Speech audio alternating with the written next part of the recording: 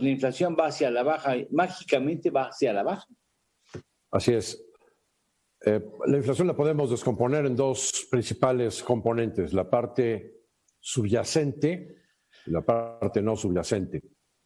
La subyacente es cuando a la muestra de los precios de mercancías le quitas los elementos más volátiles, como es la parte de gasolinas o la parte de precios de la electricidad, que son los componentes que fija el gobierno, u otros elementos volátiles como puede ser gas y sobre todo precios de alimentos, de perecederos. Bueno, pues en la inflación que nos... Bueno, el otro componente es la no subyacente, ¿no? ¿Qué es lo que observamos en los datos que nos da a conocer el INEGI en la primera quincena de mayo? Que la no subyacente, es decir, la parte volátil, está bajando de manera importante al cierre del mes previo y de abril a la primera quincena de mayo de 12.34. Esta inflación no subyacente, que es altísima, 12.34 anual, bajó a la primera quincena de mayo al 10.83. Que sigue siendo muy alta. Sigue siendo muy alta, sin embargo, pues tiene una baja importante de más 2% en una sola quincena. Esa es la parte que incluye la volatilidad, los elementos volátiles. Son los elementos volátiles. Gasolinas, imagínense, electricidad. 12%. De 12.34 baja a 10.83.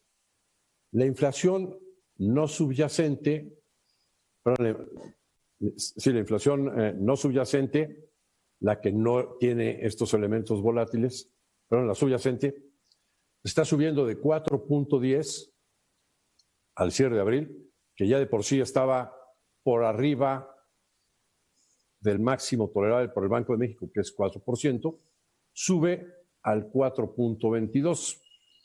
Entonces, aquí lo que tenemos es que hay una inflación que está por arriba, y quitando los elementos volátiles, que está por arriba del máximo tolerable y que está subiendo de 4.10 a 4.22.12 en una sola quincena, aunque los elementos volátiles están en negativo, y esto es lo que hace que la inflación últimos 12 meses, que estaba en 6.10, baje a 5.80, últimos 12 meses, baja 0.30, 0.29% en el total, en relación como estaba hace 15 días, ¿no? O sea, es más importante la baja de los elementos volátiles que de los elementos, el alza de los elementos no volátiles, y esto es lo que genera esta reducción de 6.08 a 5.80 últimos 12 meses. Es como está la inflación a la primera quincena de mayo. ¿Seguirá bajando de manera consistente, crees?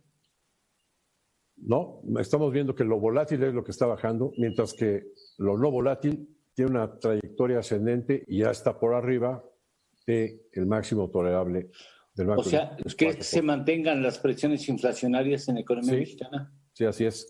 De hecho, en las encuestas que vimos la semana pasada por parte de Citibanamex o las que hemos visto de Banco de México, entre analistas del sector privado, lo que estamos viendo es que la inflación anual para el cierre de este año, pues ya la andan ubicando todos, pues más bien arriba del 5%, en lugar del 3.80 o 3.50, con el que se estaba estimando iba a salir este año a principios del año. Dime tú rápidamente, a reserva que tú tengas una opinión un poco más específica y con mucho más tiempo, el asunto del Banco de México hace ruido, generará desconfianza, incertidumbre. ¿Es un asunto que fue mal planteado o fue bien planteado por el gobierno, por el presidente específicamente? Me parece que fue planteado muy temprano, pero no fue que de viva voz y de su ronco pecho, por su propia voluntad, lo dijera el presidente, sino que respondió a una pregunta de un medio internacional. Bueno. Ah, pues el que preguntó fue un periodista de Bloomberg, ¿eh? O sea, no veo que sea uno de esos periodistas vendidos. Uh-huh. Y veo que el señor en la cabeza, el señor presidente, ya tenía en su cabeza la respuesta bastante bien planteada, ¿eh? En primer lugar dice, no se va a reelegir el señor Díaz de León.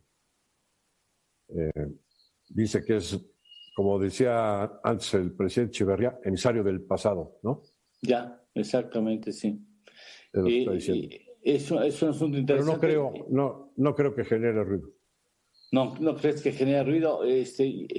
Vamos a hacer una referencia de entre 7 y 7:30. Tendremos a Enrique Cárdenas, tendremos a Mario Di Constanto, tendremos a Ernesto Fález Santoscoy, hablando sobre este asunto, sobre lo que es el remanente cambiario, por qué no se le entregó el remanente cambiario, por qué se molestó el presidente al no tener, y lo que significa sobre todo un gobernador del Banco Central que tenga, digamos, tesitura moral o corresponsabilidad social, que es interesante, porque este asunto ya tiene mucho tiempo planteándose, desde Adam Smith, incluso desde antes, y quienes han hablado de economía social o quienes han hablado de economía ética o moral son precisamente prominentes miembros del marxismo-leninismo, han hablado precisamente, digo, no estoy diciendo nada que anticipe que va a ser así, simple y sencillamente que es un asunto que siempre ha estado planteado como la necesidad de que haya menos pobreza